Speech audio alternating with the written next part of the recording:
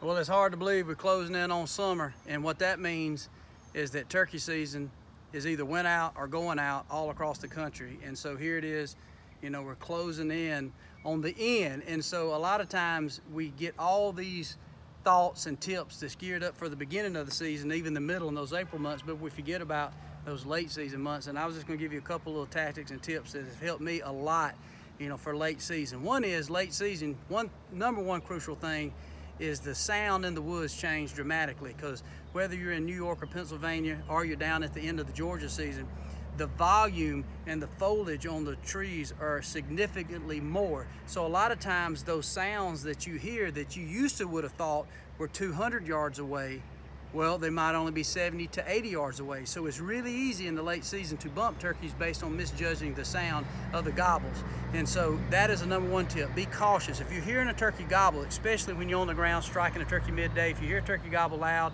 and he sounds pretty good, your first thought he might be 150, 200 yards away, but there's a good chance he's even closer. So be aware of that. Another thing that we tend to realize or forget is the fact that as these hens kind of getting toward the end of the season, a lot of these hens are nesting, even getting ready to throw poults. And so when it gets down to that, you start looking for different habitat. Those hens are looking for the higher grasses. They're looking for the edge rows or the wind rows. They're looking for those thicker clear-cut areas along the Georgia and Alabama areas. I know a lot of times what's pretty turkey woods that you start the year off, a lot of times you'll end in the nastiest, thickest stuff, and a lot of times you hear turkeys gobble out in places that you wouldn't even think a gobbler would be in. That's because they're courting those hens that are on nest. And a lot of times those gobblers will know that if they get raided by a coon or a snake or whatever it might be, that they will quickly want to breed again. I think biologists say sometimes they'll breed up to 2 and 3 times after being busted up by, you know, a predation or nest predation. So a lot of times the thicker, nastier areas, you can look for those turkeys late season. One last tip is you remember is those hens are not as loud and vocal, so you want to tone your calling down a lot more. I think striking a turkey, you can keep it the same, but when you're working a turkey, you definitely want to tone your calling down to more subtle calls that sound like this.